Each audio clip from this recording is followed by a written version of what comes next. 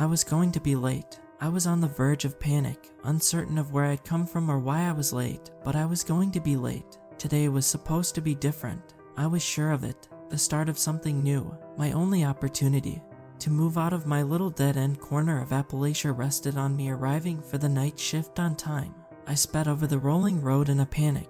Dense old growth rushed past in a blur periodically broken by small plots of pasture, apple orchards, and fields that a few months earlier were brimming with corn. Shadows danced out there in the dim moonlight, and the closer I got to the airfield, the more separated from the small outlying town I felt. My steering wheel was cold and it vibrated wildly in rhythm with my heart. I tapped it impatiently. The rusted Holt nearly left the road each time I crested a hillock. My suspension groaned under the salt-spurred corrosion and strain. I can get a new car if this all works out. I nearly missed my turn. Fishtailing, I plodded off the main road onto an aptly named Airport Drive. I came to a halt at the designated stall and turned the car off. A minute to spare. I looked out into the darkness beyond the parking area, and a tingle ran down my spine. The shadows that were once dancing as I passed were still now, and the air oppressive. My hands were tingled with cold yet brimmed with sweat. Before opening the door, I took a few deep breaths, flattened my hair, and made sure my uniform was sharp.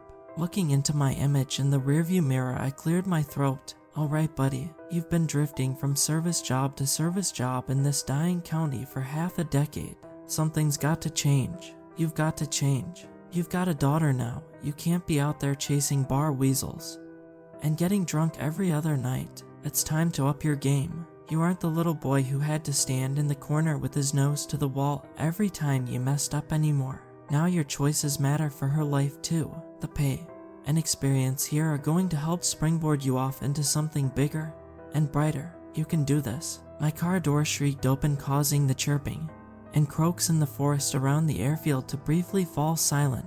The crunch of gravel followed me across the unpaved, unmarked parking spaces poorly illuminated by one lonely floodlight. I made my way to the entrance of the terminal and pulled open the door to the chime of an old brass bell. Oh, hey buddy. He glanced at the clock.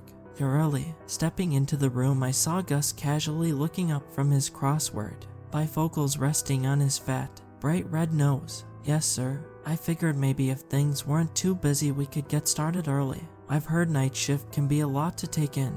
His brows furrowed, and his mouth hung half open. Well, alright, I guess, but we'll be easing you in. Just the basics for the first week. He held up a finger. Will and I are gonna rotate each night until we know you've got the hang of it. Then we'll start giving you more responsibilities if you're up to it. We spent several hours on the night shift responsibilities for the airfield. Many of the duties weren't too complicated. When we went to the control room at the base of the single tower overlooking the tarmac, we flipped several very clearly marked switches, turning the runway lights on and off. Then we walked over the several generators tucked away behind baggage claim to check their fuel and oil levels. Checking these emergency generators things each night seems a bit overkill. No, I asked. Gus smiled. These aren't for emergencies. This is our power. Yeah. This past winter, much to our surprise, we found that some of the power poles came down. Some heavy rainfall right before the first snow turned the ground to soup, and they just sort of fell over. They really shouldn't do that. Gus shrugged. Yeah, well, corners get cut all over the place. Damn things still aren't back up, so here we are. As we walked back over to the portables for baggage claim and arrivals, departures, another tingle ran down my spine. Instinctively, I looked around and caught sight of something out in the dark. It was the feeling of being watched. I tried to focus my eyes on the darkness. I saw some gently pulsating shadows near the trees, but nothing more. The chirping and croaks were nowhere to be heard, and I shivered. Come on kid, I ain't got all night. I came to and trotted over to where Gus had stopped. Sorry, I thought I saw something. We continued onward, restocking the restrooms, went over baggage tagging and safe lifting procedures, and the other mundane parts of preparing for the night's departures and arrivals. Finally, we wrapped up my first training session with perimeter checks. Gus's labored breathing alternated with his footfalls on the blacktop. As we walked down the small runway, every 3 hours you are going to be making this walk. He gestured around. You start over at the ATC tower and head out to the tree line, then follow that parallel to the tarmac until you pass the last of the landing lights, and keep going until you hit the transmission check.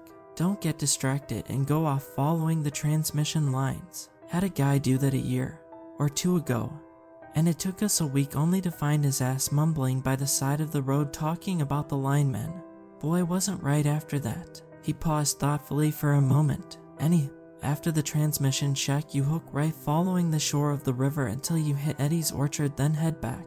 You'll pass his cornfield and follow that until you see the 2 terminal portables. Then you check the parking lot and come back to the office to enter it all in the logbook. Just need to make sure there ain't nothing out there that shouldn't be.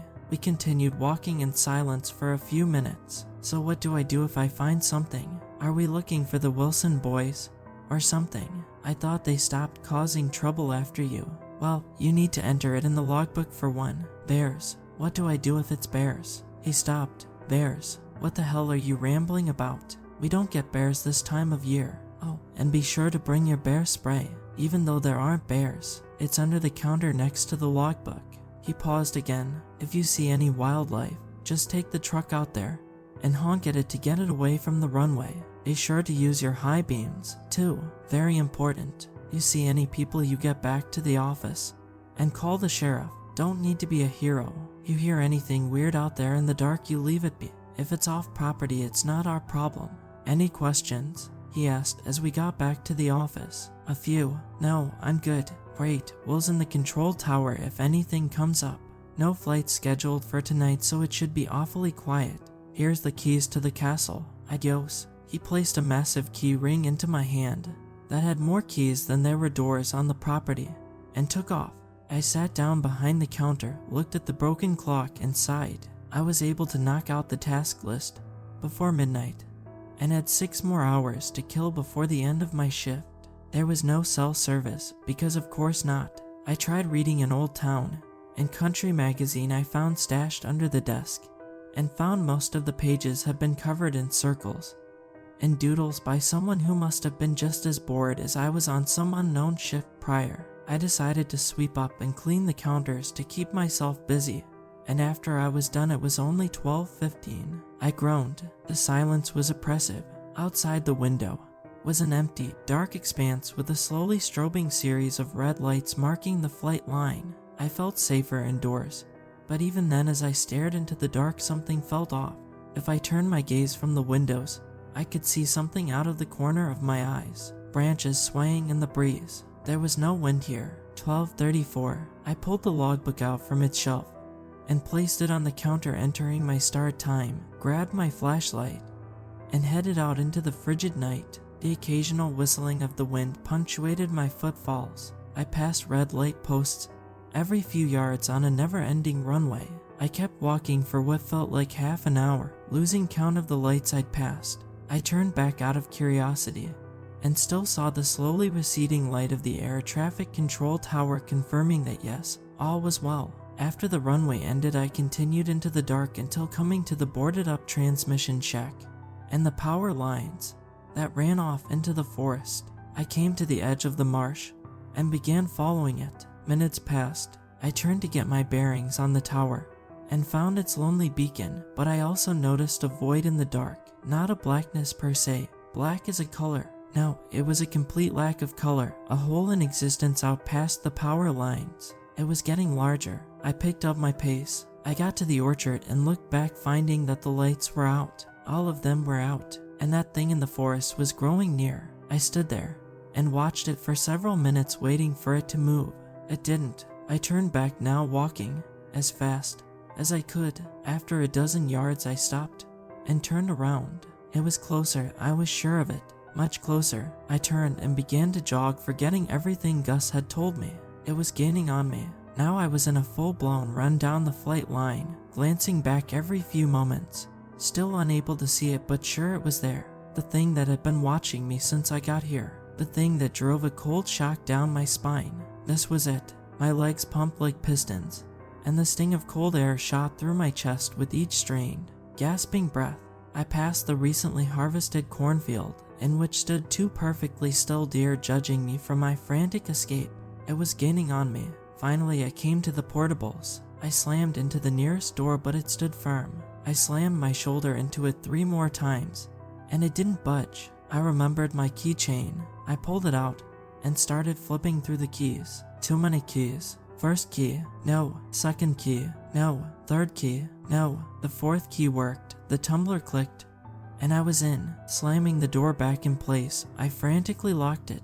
My hands were shaking, and even though I was panting, I went to the window. The void cast long shadows across the field as it stood transfixed not on me, but on the deer. A man's voice whispered from behind me, shushing. "Oh sweet Jesus," I screamed as a hand clamped down on my mouth.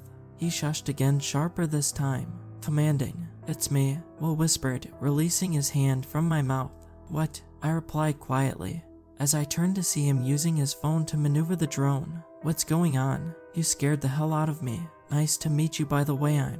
He smiled. "You gotta be more careful, buddy. Didn't Gus tell you not to go out into the woods?" Now that I could hear him clearly, his odd vowel pronunciation took me off guard. He'd fit right in Venice Beach. Surfers. He sounded exactly like how I imagined California surfers sounded. Very out of place for this part of the country. I shook the thought from my mind. I didn't. He shushed me and pointed to the deer. "Just watch." I'd never seen deer stay still so long. I strained my eyes to see. The shadows, tilled earth, and wilted corn husks broke up the terrain, making it hard to see what was hidden in plain sight. I'd see movement, then have to dismiss it as wind kicking up gentle curtains of soil, or the shifting of a shadow from the small movements in the night. Slowly a thin, sharp shadow moved, followed by another, then another. They moved in concert from that enormous void that had followed me. The deer stood transfixed before it all happened at once. A mixture of human-like screams erupted as each of their bodies were slammed into the ground. Viscera painted the wind. In another moment the light went out, and I heard Will sigh. The wind whistled and died, but we could still hear it out there breathing heavily as it gorged itself. From where I stood I could only see a throbbing silhouette breaking the horizon as it went to work. A crisp snap rang out as it pulled limb by limb from the carcass. The throbbing of the shape slowed as a new sound arose. A contented hum made its presence felt through the rattling of the windows and doors, and threatened to overwhelm my own beating heart. The sound rose as the shape slowly moved closer. "What do we?" Will shushed me. I jumped and stifled a scream as a wet, boneless appendage slammed against the window curiously. The doorknob rattled, though this time not from the creature's purr, but from its clumsy efforts to open the door and join us inside. A ceiling creaked above us under a massive weight. It groaned as if remembering something, and suddenly began moving away back towards the trees. There were no footfalls, just the gently receding sound of a blissful purr. When it finally entered the world beyond, its movements melted into those of the swaying branches, becoming indiscernible. The more I tried to focus on it, the harder it was to recall its form, or the impossibility I'd just witnessed. Will smiled and patted me on the shoulder sadly. "Welcome to Murkintok."